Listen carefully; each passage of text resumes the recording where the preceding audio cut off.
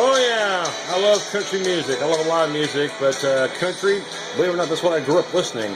I know that this song didn't come out in the 70s or 80s. It actually came out in the early 90s. And we're talking about Seminole Wind.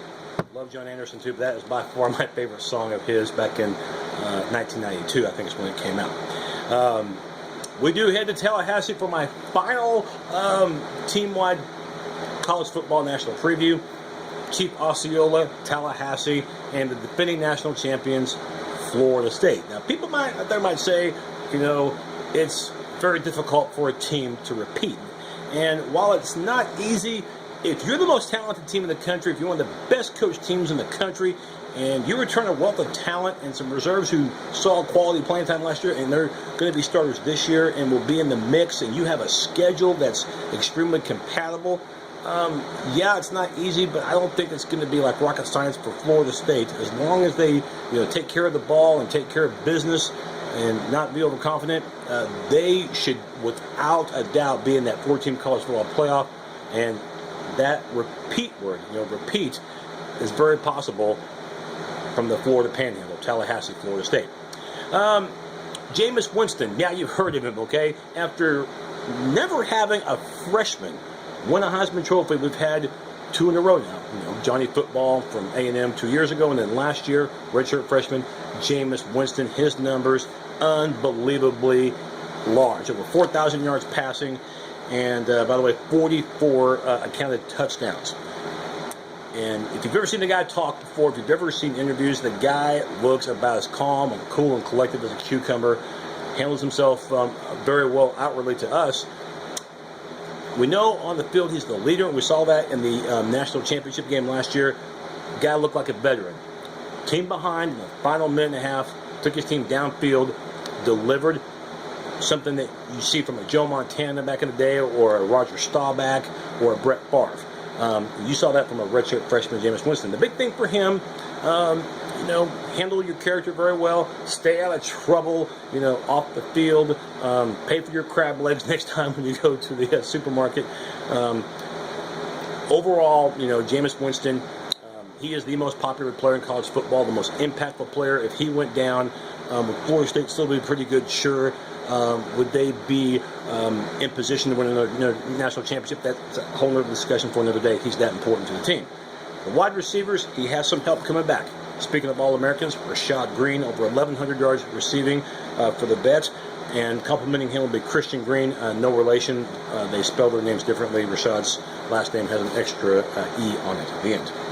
And Kermit Whitfield. Now, Whitfield and Christian Green, serviceable guys, but nowhere near the same class as Rashad Green. So defenses will load up on Rashad Green and try to make Jameis Winston, no question, try to make somebody else involved and try to take Rashad out of the equation. So Christian and Kermit can have good years.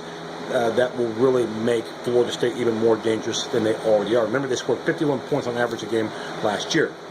Although the backfield will have some new names, it doesn't mean that Florida State will not be effective on the ground. When you have Carlos Williams back, you have a guy that maybe reminds you of a Carlos Hyde from last year. Maybe not in terms of being the same build, but definitely a guy that could get a lot of yards per carry. Carlos Williams last year, 8 yards a carry. And you have him and also Freddie Stevenson at the fullback spot. So I think Florida State will be fine as far as the backfield. Offensive line, a major strength for this team. Big reason why they won the whole shebang last year at Pasadena. And it's going to help that you return 4 of the 5 guys. 5 of the, of the 6 if you count the tight end. And this guy, in the form of Nick O'Leary, is one of the best in the country. He's flat good. Devin Funchess, I think, of Michigan, maybe I'd rank just a little bit higher, but that's still elite company for O'Leary. Bobby Hart at right tackle, and Cameron Irving, the left tackle. Both have been there before. Both are seniors. And then you also have in the mix too Trey Jackson, a veteran too, could be All-American. And by the way, even the only non-starter, but you know what? He wasn't a full-time starter, but he still played last year. In fact, started 5 times for Florida State. That's why he's not listed as a full-time starter for the Seminoles, and that is Austin Barron. So offensive line for Florida State is the best in the country. They got the best quarterback and an All-American wide receiver. Defenses, good luck trying to stop those 11 guys. The defense, not quite as in good a shape as the offense entering this year.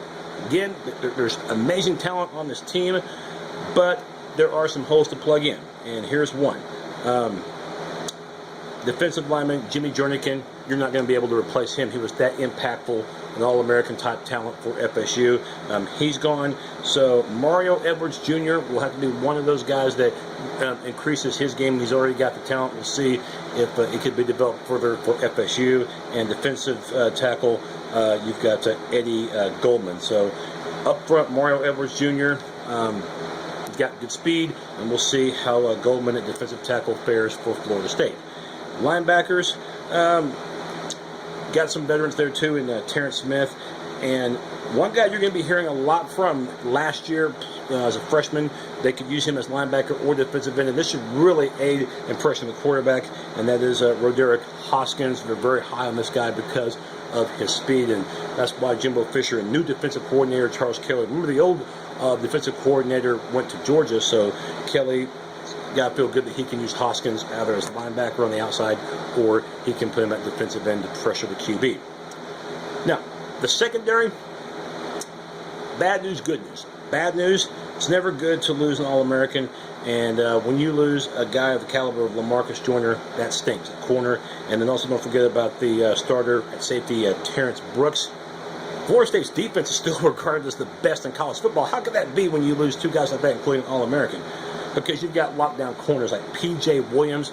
You throw his way, that's going to be trouble. Oklahoma State, for that August 30th game in Arlington against the Seminoles, have to be aware of that.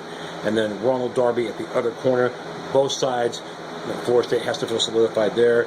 And Jalen Ramsey, they can use him as a safety, or they can put him in a nickelback in a 5 DB set. So Florida State, defensively, going to be very good. Despite some of the players that they won't have back from last year's team. And that's the only disadvantage when you have a team like Alabama, Ohio State, Oregon, Florida State, as those underclassmen contemplating leaving after their junior year, redshirt sophomore year. It's going to happen. So Florida State, they do it with good coaching, but I think also, too, is that the state of Florida is just a high school factory when it comes to getting college athletes, and then eventually some of them go on to the next level. And they've been able to win those recruiting wars against the likes of Florida, against Miami, against the nearby states as well. Florida, when it comes to the quality, I don't think anybody touches them in terms of high school ball. I mean, you can watch these games on ESPNU, these high school games, and you see a Florida school like a Miami Central, for example, playing. That tells you how good the caliber of prep football that the Sunshine State provides. And Florida State under Jimbo Fisher, they've been getting those players that maybe Florida or Miami might have a shot at, but Florida State won it in the end. And that's the reason why they got to the top, and they're intending to stay there. Place kicking, Lou Groza Award winner. You have this guy coming back, and he only missed one kick, 21 out of 22. Roberto Aguayo. Weren't for this guy, I think Michael Honeycutt of the Sooners might be a Groza Award winner, but Aguayo, I don't think he's going to let that award go anytime soon. And then the return game for Florida State, look out for Levante Whitfield. Levante Whitfield, incredible average per kick return. And again, it's about just pure speed, pure speed. I sound like Mickey from Rocky. Just that greasy-like speed, and that's what he's got. This speed is something you can't coach. The schedule for the Seminoles, extremely favorable. Some tricky games on it, including the opener against Oklahoma State. I know they lost a lot of players, but the game's in Arlington. Going to be a lot of orange and black for Oklahoma State in that game. Not a far trip for them. I know Florida State travels well, but Oklahoma State will have a lot of support there. This would have been, like I said on the OSU report, a better game last year because OSU had more veterans on that team. Florida State's a 19-point favorite already to win that game. The rest of the Florida State schedule, it breaks down this way in terms of some of the key games. September 20th, they host Clemson. And there is a game with Notre Dame on October 18th. Who knows if Notre Dame is ever going to get those 5 players back that right now are facing some academic improprieties. That's a big mess there in South Bend. And you get that game at home anyway.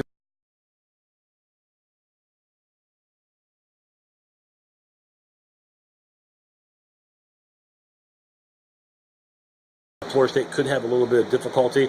It's going to be a night game. It's going to be an amazing atmosphere at Papajohn Stadium in Louisville, Kentucky. That would be the one game amongst the bunch that would probably be the trickiest. Remember, Clemson last year had no chance at all against Florida State, and that game was on the road for FSU, and they get the Tigers early on there at Doak Walker Stadium. And you get Miami mid-November, but Miami lately has not been on the same level as Florida State, and it's not going to happen this year. Duke Johnson's a heck of a running back, but they got to have more than that to win, in Miami for that one right there. And you close out the year with an improved Florida team, but you get them at home, and the talent matchup in that one is still a mismatch, in my opinion. It was last year, and it showed. Worst case scenario for this team, maybe 2 losses. The Louisville game could trip them up if Florida State's not fully prepared for it, and if Louisville just plays the perfect game, and the other loss I'm taking into consideration would be a bowl game, which would be a major bowl game for Florida State. I've got the best case scenario as the reality scenario. Unless Jameis Winston of Florida State gets hurt, or unless there's just overconfidence by this Florida State squad and it shows on the field, or an act of God, Florida State's going to be in that 14th playoff. The ACC is all theirs. They're going to be favored by double digits in every game they play in, even the Clemson and even the Louisville Cardinals, the 2 teams I think that, you think on paper would have the best shot, but I think Louisville realistically has the best shot. I still don't think Florida State's going to lose. And I think they beat Ohio State in the semifinal game. And I think it comes down to them and Oregon. And the 2 best quarterbacks, Mariota of Oregon and, of course, Winston of Florida State. I don't know if Winston's going to win the Heisman again, but I think Florida State, too much talent, too much experience, take the Seminoles to win the national championship in Arlington. And I think Jameis Winston, whether he wins the Heisman or not, I think he goes to the NFL after this year. That's my look at Florida State. You can use a message board and tell me I'm full of crap, or you can say, yeah, tell us something we don't already know about Florida State and attempt to repeat. Thanks for watching my videos, and of course watch me throughout the year for OU pre- and post-game shows. Thanks, everybody.